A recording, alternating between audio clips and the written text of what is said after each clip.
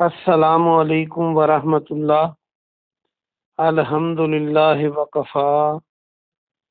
وسلام علی من لا نبی بعد۔ اللہ مہربان کے فضل و کرم سے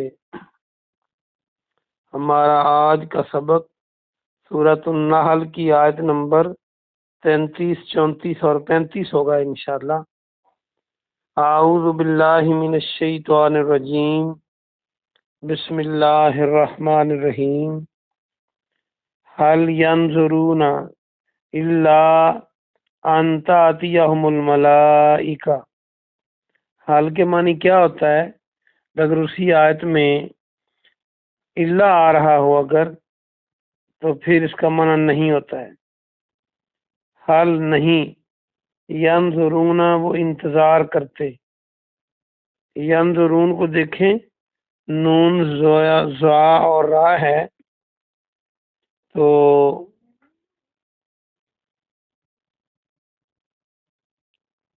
نون زوئے را نظر جو ہے دیکھنا، یہ بن سکتا ہے۔ تو انتظار میں بھی کسی کی راہ کو دیکھا جاتا ہے۔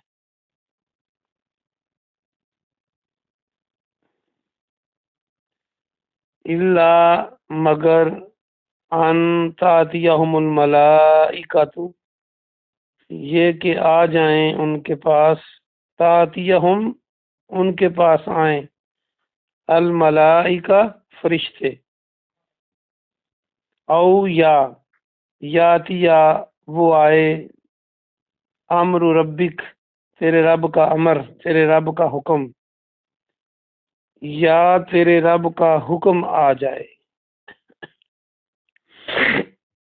کذالک اسی طرح، فعل الذین فعل کیا، الذین ان لوگوں نے جو من قبلہم ان سے پہلے تھے، ان سے قبل تھے، وما اور نہیں، ظلمہم اللہ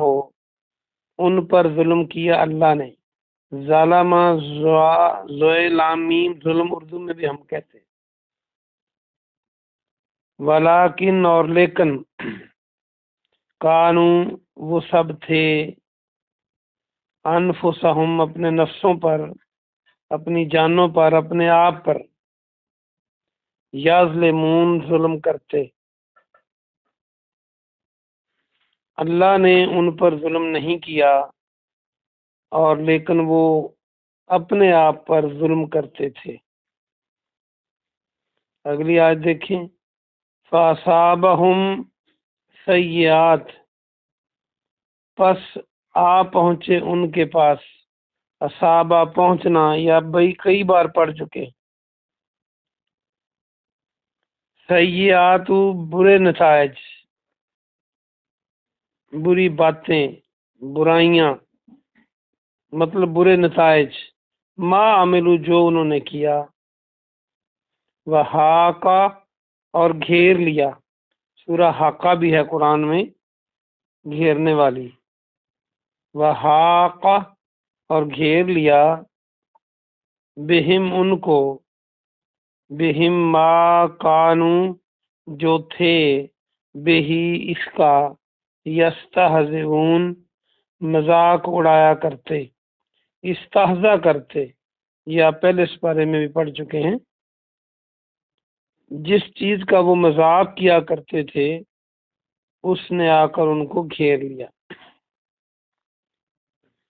وقال الذین اور کہا ان لوگوں نے، جنہوں نے اشرکو شریک بنائے، شرک کیے، لو شاء اللہ اگر اللہ چاہتا، شاء جیسے ما شاء اللہ آپ کہتے ہیں، جو اللہ چاہے، ما عبدنا نہ ہم عبادت کرتے، عبد بندے کو کہتے ہیں، عبدیت اور عبد، عبداللہ، عبد الرحمن، یہ آپ پڑھ چکے ہیں، من دون ہی اس کے بغیر، اس کے علاوہ، من شیء کسی چیز کی، من شیء نحن ہم، ولا اور نہ آباؤنا ہمارے باپ دادا، آبا آبا و اجداد ہم کہتے ہیں اردو میں، ولا اور نہ حرم نہ ہم حرام ٹھہراتے، من دون ہی اس کے بغیر، من شیء کسی چیز کو، کذالک اسی طرح، فعل الذین کیا ان لوگوں نے، من قبلہم جو ان سے پہلے تھے، جو ان سے قبل تھے،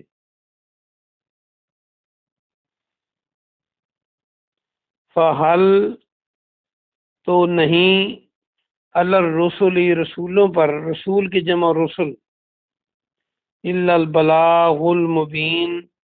مگر پہنچا دینا کھول کر، بلاغ بالغ تبلیغ یہ لفظ آپ بنا سکتے ہیں،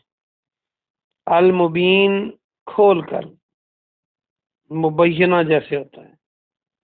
با محاورہ ترجمہ دیکھیے،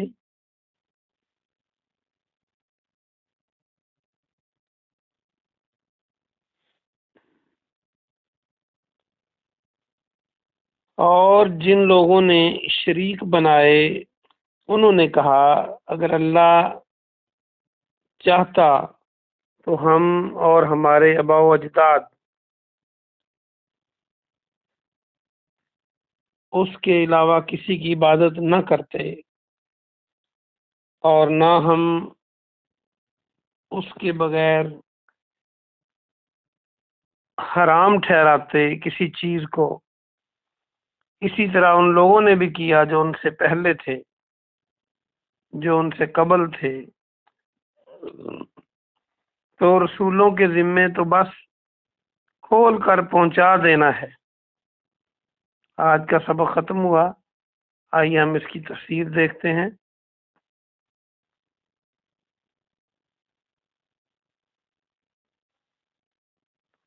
اللہ سبحانہ و تعالی نے آج کے سبق میں یہ 33 سے ارشاد فرمایا کہ جب ان کو ہر چیز دلائل کے ساتھ بتا دی گئی، ان کو ان کے اپنے جسم سے لے کے دائیں بائیں کی چیزوں کے ذریعے دلائل دے دیے گئے، زمین و آسمان کی پیدائش، سورج چاند کے طلوع غروب ہونے سے، آسمان سے بارش کا پانی اتارنے، اور یہ سب وہ چیزیں جن کو وہ مانتے تھے اہل مکہ، یہ ساری باتیں ان کے ذریعے ان کو سمجھا دی گئیں مکمل دلائل کے ساتھ، لیکن یہ نہیں مان رہے۔ تو کیا یہ بس اسی چیز کا انتظار کر رہے ہیں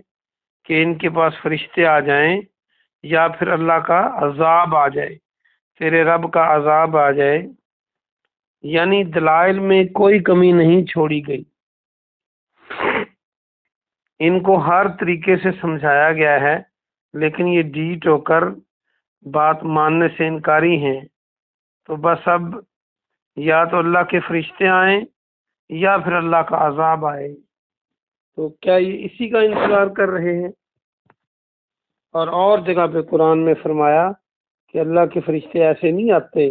جب وہ آتے ہیں تو کام تمام کر دیا جاتا ہے۔ اور یہ کام ان لوگوں نے بھی کیا تھا جو ان سے پہلے تھے، جو پہلی قوموں کے شرک کرنے والے لوگ تھے، وہ بھی اسی طرح کیا کرتے تھے کہ انبیاء کرام کو جٹلاتے، وہ دلائل سے ثابت بھی کر دیتے، تو پھر بھی وہ باز نہیں آتے تھے۔ تو انہوں نے بھی ایسے کیا تھا جو یہ جس روش پہ چل پڑے ہیں،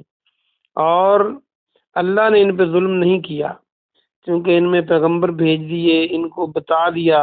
اور اب نہیں مان رہے تو انہوں نے خود اپنی جانوں پہ ظلم کیا ہے، یعنی اپنے کیے کا اب حساب چکائیں گے۔ یاد رکھیں 6-7 آیتیں پہلے یہی کفار نے کہا تھا، کچھ 9-10 آیتیں، کہ یہ تو قرآن جو ہے یہ پرانے لوگوں کی کہانیاں ہیں، تو ان کو یہ بھی کہا جا رہا ہے کہ تم بھی وہی کر رہے ہو جو پرانے لوگ کیا کرتے تھے، اور دوسری طرف کہتے ہو کہ یہ پرانے لوگوں کی کہانیاں ہیں، یعنی تم سے پہلے بھی لوگوں نے ایسے ہی کیا جو شرک اور کفر کرنے والے تھے، جو جیسا کہ تم کر رہے ہو۔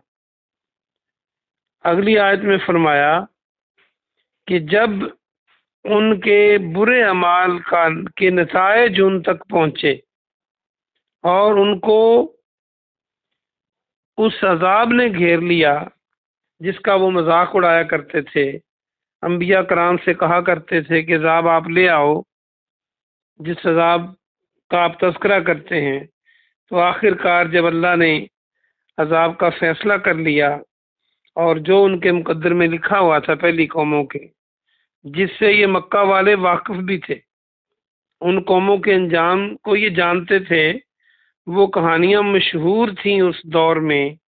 اور بعض علاقے وہاں موجود تھے۔ تو اللہ فرماتا ہے کہ جب ان کو اس عذاب نے گھیر لیا جس کا وہ مذاق اڑایا کرتے تھے، تو ان کے برے اعمال کے نتائج سے ان کو دو چار کر دیا گیا۔ اسی طرح تمہیں بھی یہی کیا جائے گا، یعنی اگر اس ڈگر پر چلنے والے پہلے لوگ عذاب سے نہیں بچے تو تم بھی نہیں بچو گے، اور اللہ کی پکڑ آ کر رہے گی دنیا کے اندر بھی، اور آخرت میں تو تمہارا ٹھکانہ ہے ہی برا۔ آخری آیت آج کی ایک یہ بھی کہا کرتے تھے جو شرک کرتے تھے، وہ کہتے تھے کہ اگر اللہ نہ چاہتا تو ہم اور ہمارے آباء و اجداد شرک کر ہی نہ سکتے۔ تم خود تو کہتے ہو کہ اللہ کی مرضی کے بغیر ایک پتا بھی نہیں ہلتا، تو پھر جو بھی ہم برے کام کر رہے ہیں وہ برے کام اگر اللہ نہ چاہتا تو ہم کیسے کرتے؟ اور اگر یہ جو جسے آپ شرک کہتے ہیں، اگر اللہ نہ چاہتا تو ہم کیسے کرتے؟ نہ ہمارے آباء و اجداد کرتے، نہ ہم کرتے۔ گویا کہ اپنے برے کاموں کا اور برے عقائد کا ذمہ دار وہ اللہ کو ٹھہراتے تھے۔ اور آج بھی آپ دیکھیں تو کئی لوگ یہی طریقہ اپناتے ہیں، کام برا خود کرتے ہیں اور پھر کہتے ہیں جی ہمارے مقدر میں لکھا ہوا تھا، ہم تو اس لیے ہم نے یہ کیا ہے۔ اللہ پاک نے تقدیر لکھنے کا مطلب یہ ہرگز نہیں کہ اللہ نے جو تقدیر لکھی ہے کہ اللہ نے جن و انس کو مجبور کیا ہو۔ جن و انس کو اللہ نے تقدیر بھی لکھی ہے، لیکن دونوں راستے دکھا دیے ہیں، اچھا راستہ بھی اور برا راستہ بھی۔ اور اب انسان پر ہے کہ وہ اچھے راستے کا چناؤ کرتا ہے یا برے راستے کا چناؤ کرتا ہے، وہ گناہ کی طرف جاتا ہے یا ثواب کی طرف جاتا ہے، وہ اللہ کے احکامات کو مانتا ہے یا اللہ کی بغاوت کرتا ہے، وہ رسول اللہ صلی اللہ علیہ وسلم کے بتائے ہوئے طریقوں کو اپناتا ہے یا ان کی مخالفت کرتا ہے۔ اس کا اختیار اللہ نے دیا ہے، یعنی اگر کوئی نماز پڑھنا چاہے تو کوئی نہیں روکتا کہ تم بازو سے پکڑ کے کوئی نہیں روکتا کہ نہ پڑھو، اور اگر کوئی برا کام کرنا چاہے تو اللہ بزور قوت نہیں روکتا، وہ چاہے تو روک سکتا ہے لیکن وہ روکتا نہیں ہے، چونکہ اس نے جنت دوزخ بنائے ہیں، اس نے یہ دارالعمل بنائی ہے جو دنیا ہے، اس لیے اس کے ذمہ دار ہم خود ہیں۔ اور جو برے عقائد رکھتے تھے، اللہ کے ساتھ شرک کرتے تھے، وہ بھی اپنے برے اعمال کا اور برے عقائد کا مورد الزام اللہ کو ٹھہراتے تھے، اور وہ جو چیزیں خود حرام کر لیتے اپنے اوپر، اس کا بھی چونکہ حرام چیزوں کا کرنا اور حلال کرنا یہ اللہ کا حق ہے جو خالق و مالک ہے، کسی اور کو یہ اختیار اللہ نے نہیں دیا۔ دیکھیں، ایک چیز چار ٹانگیں گائے کی ہیں، ایک منہ، دو کان، آنکھیں دو، وہ حلال ہے، اور سور کے بھی چار ٹانگیں ہیں، سور کی آنکھیں ہیں، اس میں چربی بھی زیادہ ہے، وہ حرام ہے۔ تو وہ جس نے پیدا کیا ہے یہ اس کا اختیار ہے، کسی اور کا اختیار نہیں ہے یہ۔ تو وہ چونکہ خود ایسا کرتے تھے اور پھر کہتے کہ ہم اور ہمارے آباء و اجداد، تو اللہ چاہتا تو ہم نہ کر سکتے ہم۔ یہ بات ٹھیک ہے کہ اگر اللہ بزور قوت روکنا چاہے تو روک لے، لیکن پھر امتحان کس چیز کا ہے، پھر جنت دوزخ کا مطلب کیا ہے؟ تو اللہ پاک نے یہ اجازت دے رکھی ہے کہ کوئی برا انتخاب کرے یا اچھا انتخاب کرے، اور ان کو بتایا کہ پہلے لوگ بھی ایسے ہی کرتے تھے جیسا کہ تم کر رہے ہو، اور رسولوں کا کام تو میرے پیغام کو لوگوں تک پہنچا دینا ہے، کھول کر بیان کر دینا ہے۔ ان کا کام یہ نہیں ہے کہ وہ داروغہ بن کر، وہ نگہبان بن کر، وہ یعنی ایک قوت کے ساتھ اس کو نافذ کر دیں۔ ان کا کام تو اللہ نے بنایا ہے کہ وہ جو پیغمبر ہیں اللہ کی بات کو اللہ کے بندوں تک پہنچانے کے ذمہ دار ہیں۔ اگر کوئی نہیں مانتا تو اس کا وبال اس پر ہے، اور یہ اللہ کے اختیار میں ہے، کسی کے دل کو پھیرے یا نہ پھیرے، کوئی طلب کرنے والا دل ہے کہ نہیں ہے وہ اللہ ہی جانتا ہے۔ تو پیغمبروں کو یہ اختیار نہیں دیا اللہ نے کہ وہ پکڑ کر سیدھا کر دیں لوگوں کو۔ اللہ پاک سے دعا ہے کہ اللہ پاک آپ کو اور مجھے عمل کی توفیق عطا فرمائے۔ سبحان ربک رب العزت عما یصفون وسلام علی المرسلین والحمد للہ۔